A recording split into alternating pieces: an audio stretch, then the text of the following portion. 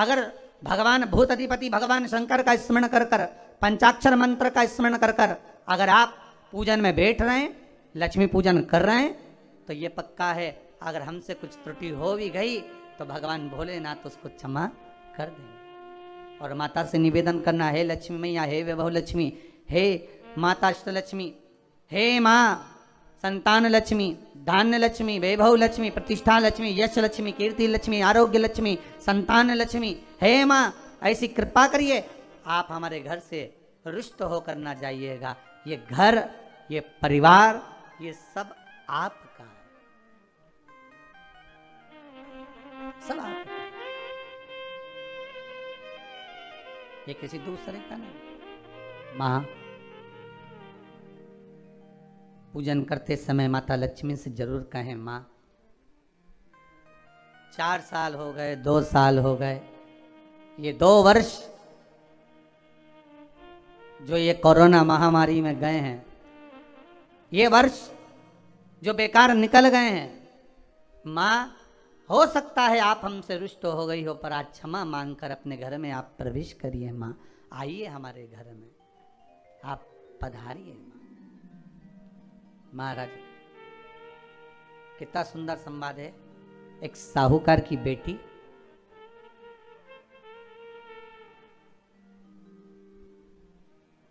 साहूकार की पुत्री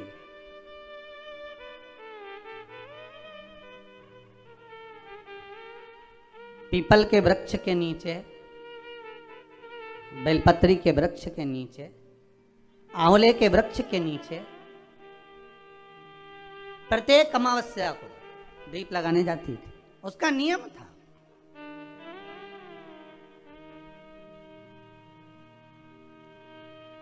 साहूकार की पुत्री प्रत्येक अमावस्या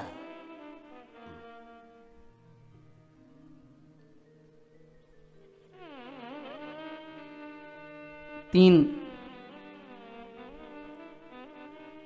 दीप, एक बेलपत्री के नीचे, एक आंवले के नीचे, एक पीपल के नीचे लगाने जाते।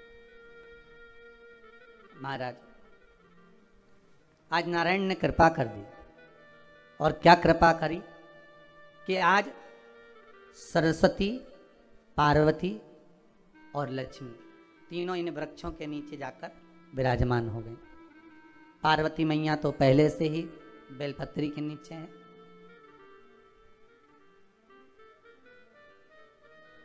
स्वयं सरस्वती मैया, लक्ष्मी मैया आंवले और पीपल के नीचे विराजमान हो गए। अब आज तीनों देवियों में बात हो रही है, आज तीनों देवियों में चर्चा हो रही है कि यदि आज अगर कोई दीप लगाने आया और पहला दीप जिसका लगेगा तो ये पक्का है कि मैं लक्ष्मी उसके घर में प्रवेश करूंगी।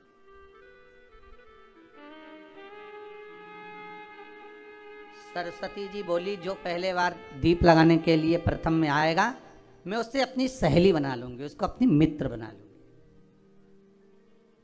पार्वती जी बोली, जो प्रथम दीप लगाने आएगा, पार्वती जी कहती हैं मैं भगवान शिव से कहकर उनका कल्याण करवा दूंगी। अब ये साहूकार की बेटी, वो साहूकार जो कहने का तो साहूकार था, धन पूर्व में बहुत था, पर अब इसके पास में कुछ भी नहीं बचा था। देखिए सुख दुख तो जीवन में चलता रहता है, आज सुख है कल दुख है, फिर दुख है फिर सुख है, ये जीवन में चलता रहता है। भगवान ने दिया, हो सकता है पूर्व में आपके पास में खूब धन होगा, वैभव होगा, सत्ता होगी, फैक्ट्रियां भी होंगी, दुकान भी होगा, धंधा भी होगा, पानी भी होगा, सब कुछ, सारी सत्ता आपके पास में होगी, पर समय की घड़ी किसने देखी है साहब? कौन देखा घड़ी को, कौन देखा पल को? इसीलिए कहते हैं ना, बार बार कहते हैं, तेरा पल पल बीता जाए, मुख से जप ले नमः शिवाय, ओम नमः शिवाय, ओम नमः शिवाय। बड़ी मुश्किल से मिलता है। घड़ी पल समय नक्षत्र कब बदल जाए किसको मालूम है? आज साहूकार के जीवन में था साहूकार कहने का, पर धन नहीं था, वैभव नहीं था, सब समाप्त हो गया था, कहीं पैसा चले गया, लग गया। महाराज बेटी ने वही दीप तैयार करे। दीपावली की अमावस्या नहीं थी, पर दूसरी जो अमावस्या थी उस अमावस्या पे उसने दीप लगाया। जैसे दीप लगाया, 3 देवियों ने आवाज लगाई, अरे सखी सुनो तो। साहूकार की बेटी बोली, किसकी आवाज आ रही है? अरे सखी सुनो तो। सखी ने कहा, क्या बात है? आवाज आई, 3 सुंदर स्त्रियां, बड़ी सुंदर युवती बनकर, सुंदर आभूषण वस्त्र पहनकर बैठी हुई थी। एक ही जगह पर तीनों बैठी हुई हैं। इसी को त्रिवेणी कहते हैं महाराज। जो त्रिवेणी का जो वृक्ष होता है उसमें 3 त्रिवेणी का जो वृक्ष होता है उसमें दिए लगाने का बड़ा महत्व होता है, तो इसी को त्रिवेणी कहते हैं। तीनों बैठी हुई थी। अब तीनों बैठी, आवाज लगाया, हम आपको सहेली बनाना चाहते, सखी बनाना चाहते, आप हमारी सहेली बनेंगी? अब इस साहूकार की बेटी को लगा ये तो बहुत पैसे वाली दिख रही हैं, धनपति दिख रही हैं, और मैं तो गरीबड़ी, और ना जाने में अगर इनकी सखी बन गई तो फिर इनको क्या मुझे देना पड़ जाए, कोई भरोसा है? इसलिए शास्त्र कहता है कि मित्र भी बनाओ तो सोच समझ कर बनाओ। मित्र भी बनाओ तो सोच समझ कर बनाना। ज्यादा धनपति मित्र बन गया तो मन में आएगा कि जब ये घर आएगा तो इसको घृत का भोजन तो कराना ही पड़ेगा, घी का भोजन तो कराना ही पड़ेगा। इसलिए मित्र भी बने तो ऐसा बने कि जो आपके सम्मुख में हो, उसको धन और वैभव से मतलब ना हो, उसको सत्ता से मतलब ना हो, आप उसको केवल आप से मतलब, आपकी मित्रता से मतलब। साहूकार की बेटी ने कहा, मैं आपको कल बताती हूँ, मेरे पिताजी से पूछूंगी मैं आपको मित्र बनाऊं कि ना बनाऊं। ठीक है, चलिए घर पहुंची। पिताजी, मुझे 3 सखियां मिली हैं, एक सरस्वती है, एक पार्वती है और एक लक्ष्मी है। अच्छा, पीपल, आंवला और बेलपत्र तीनों वहां विराजमान। अच्छा, क्या कर रही हैं? सखी बनाना चाहती है। पिताजी ने कहा, बन जाओ सखी, सखी बनने में दिक्कत क्या है, बनो। अब दूसरी अमावस्या पे जब वो गई और जाकर उसने कहा कि मैं आपकी सखी बन सकती हूँ, तीनों प्रसन्न हो गई। तो उसमें से एक सखी माता लक्ष्मी ने कहा कि चलो आज तुम हमारे घर चलो, हम तुम्हारा सम्मान करना चाहते हैं। सखी को माता लक्ष्मी अपने घर ले गई। साहूकार की बेटी को जब घर लेकर गई, सुंदर सोने की चौकी, सोने की थाली और सोने के गिलास, पकवान एक से बढ़कर एक माता लक्ष्मी ने जब साहूकार की बेटी के सामने परोसे, इधर माता सरस्वती, इधर माता पार्वती नजदीक में बैठ गई और साहूकार की बेटी पकवान को पाने लगी।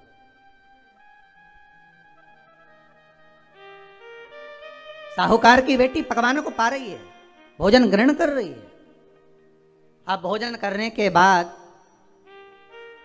साहूकार की बेटी चली गई। अब जाते से ही माता लक्ष्मी जी ने कहा, सुनो सखी, अगली जो अमावस्या आ रही है, आपको मालूम है वो कौन सी अमावस्या है? नहीं। कहा, दीपमालिका, दीपावली की अमावस्या, आपको मालूम है? ओहो, पर एक बात हम आपको कहें।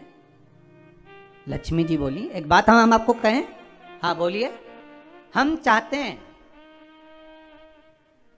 इस अमावस्या को आप हमारे घर आई हो, अगली अमावस्या को हम आपके घर आना चाहते हैं,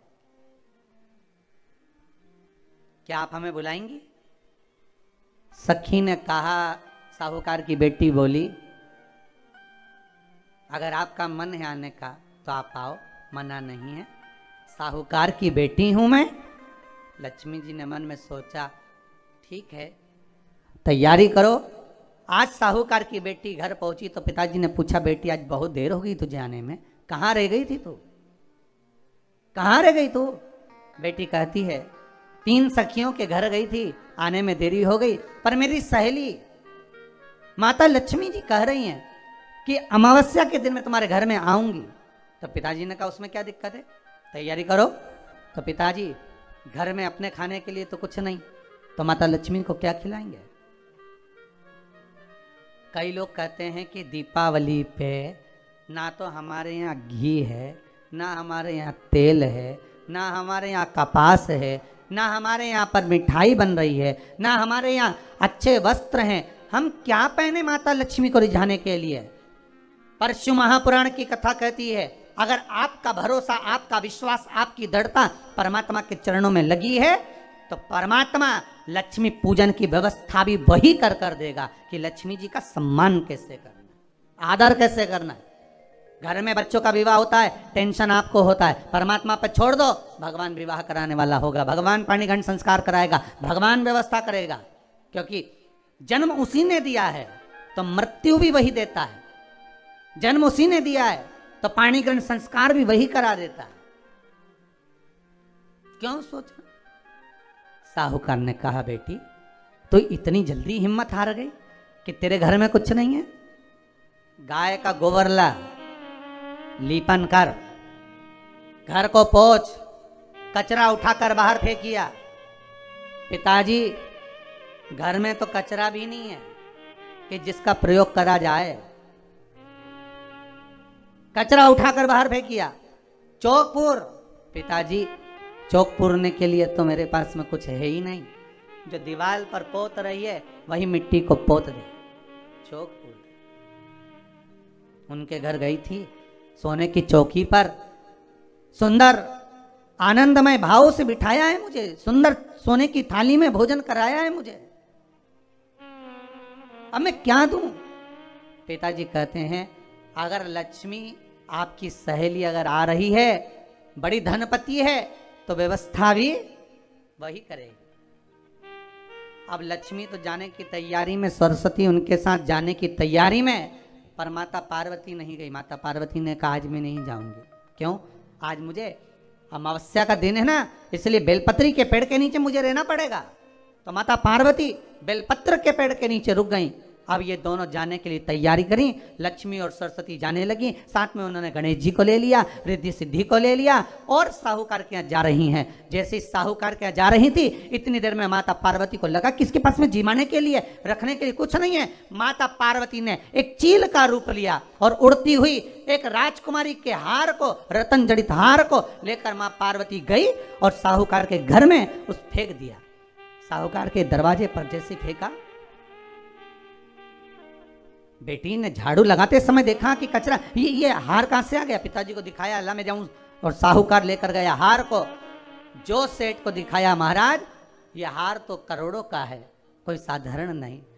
धन मिला, धन मिला तो सबसे पहले जाकर एक सुंदर चौरंग लाया, पाटा लाया, उस पाटे पर सुंदर वस्त्र बिछाया और माता लक्ष्मी के आदर की तैयारी के लिए सुंदर सुंदर घर में पकवान बनने लगे साहब। और सुंदर सुंदर पकवान बने। जैसे ही लक्ष्मी घर में प्रवेश करी, सरस्वती प्रवेश करी, गणेश प्रवेश करे, रिद्धि सिद्धि प्रवेश करी, लक्ष्मी जी ने पहला संबोधन कहा, क्यों सखी, तू तो कह रही थी कि मेरे पास में कुछ भी नहीं, फिर इतना सारा सामग्री कहां से आ गई। सखी कहती है, मेरे पिताजी कहते थे जिसके मंदिर में दिया लगाया है, जिस वृक्ष के नीचे दिया लगा कर आई है, जहां जिस देवता को पूछ कर आई है, विपदा की घड़ी में वही देवता कर खड़े होते हैं। ना जाने कहां से हार मिल गया, ना जाने कब प्रसाद बन गया। लक्ष्मी जी ने ध्यान लगा कर देखा कि पार्वती क्यों नहीं आई थी। समझ में आ गया कि एक सखी पूरी व्यवस्था करने में लग गई थी। ऐसी है मेरी माँ लक्ष्मी, ऐसी है माँ पार्वती, ऐसी है माँ सरस्वती।